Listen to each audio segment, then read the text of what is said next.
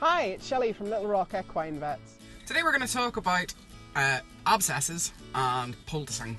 So poulticing is done when we have an abscess, and the reason we poultice is to help drain the nasty, horrible, stinky pus out of the bottom of the foot and into our nice poultice.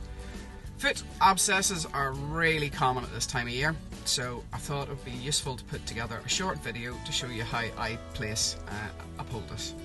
So as you can see, I tend to keep nappies in my car, not because I've got two small children, but because they're really useful as an aid to poulticing a foot. I use this alongside the poultice material, and animal Lintex is the easiest one to get in the local area.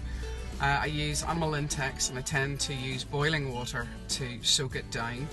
I then leave it cooling until I can place it on the back of my elbow for a count of 10. And if it's nice and comfortable and warm, rather than sort of peeling my skin off, then it's the right temperature to go on your horse's foot. I place the poultice and then I place the nappy over the top of that, and I use the nappy straps to attach the nappy to the pastern. This means that it will not slip down and fall off the foot, which is brilliant, and it also means that it's easier to put a covering like vet wrap over the top. I tend to use vet wrap because, again, it holds it in place. This means that the poultice will do its job against the abscess, and it means that you shouldn't have to poultice for longer than is absolutely necessary. I then finish off the dressing by using some tank tape.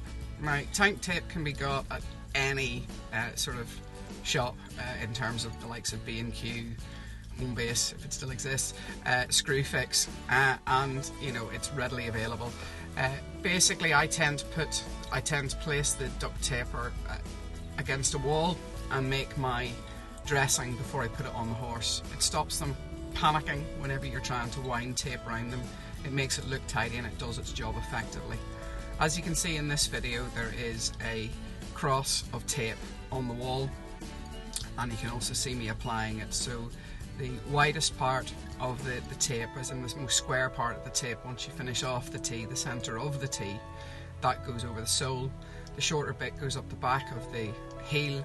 The side bits go over the side of the walls of the hoof, and the front bit goes up the toe.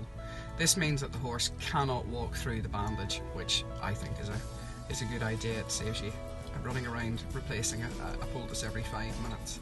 It's preferable if horses, when they have got an abscess, that they stay in a dry area until you've managed to finish poulticing. Poulticing as a whole is usually done for 5 days with wet dressings, and then I tend to say to people to swap them onto dry dressings for a couple of days. This allows the hoof to harden off.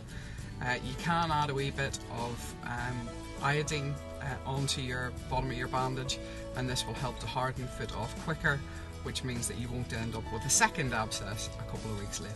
If there's anything else you'd like to talk to us about, please don't hesitate to contact us at Little Rock Equine Vets. Catch you later. Bye.